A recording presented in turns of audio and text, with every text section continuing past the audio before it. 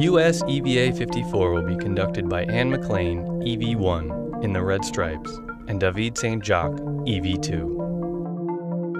EV1 will lead out of the airlock to the nadir side of the US lab and temp stow the bag.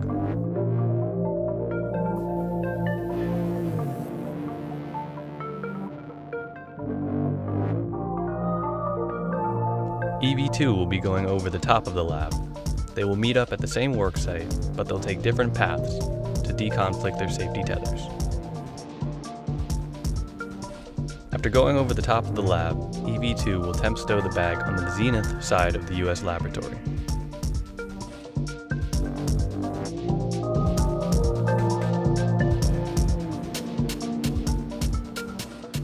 From here, both will converge on the port side, forward end of the US lab, where they've got a MMOD or micrometeoroid debris shield that they'll release.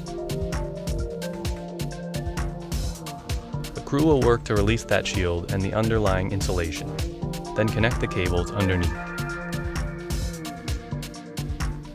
They'll set up their bag with that cable and work to clear the site.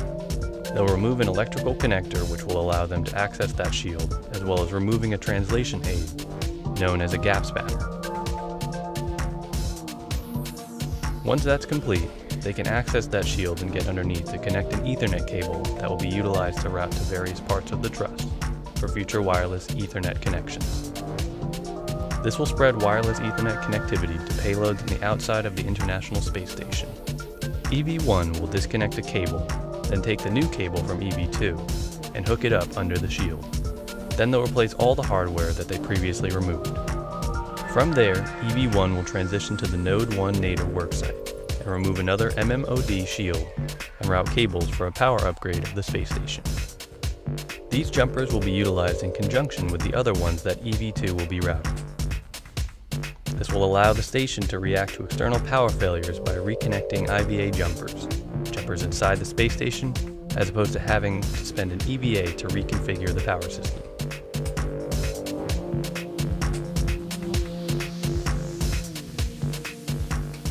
Now, EV2 will work from the zenith side of Node 1, directly above EV1. EV2 has a longer set of jumpers that will run from the forward side of Node 1, routing into the S0 truss through the MLI, where he will temp stow those for EV1 to pick up later. EV2 will wire tie them along handrails to keep them out of the way of any future EVAs.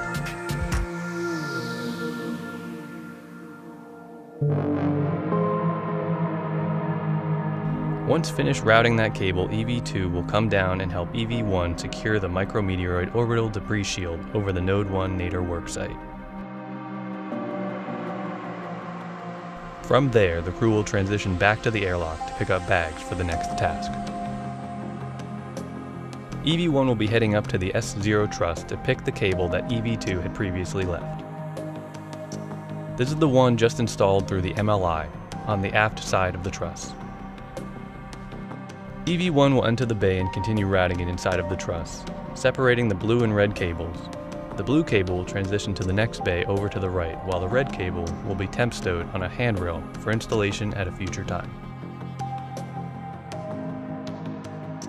Once those cables are connected, EV1 will exit the truss bay, enter the adjoining bay, and complete the routing of the blue cable.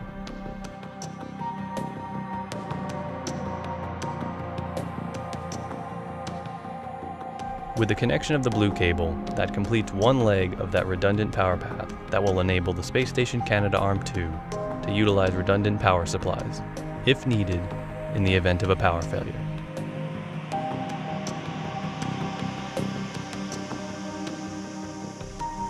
At the same time, EV1 is connecting those cables. EV2 will have picked up what is known as the Bartolomeo Training Slip-Off Protection and head to the front side of the European Space Agency's Columbus module.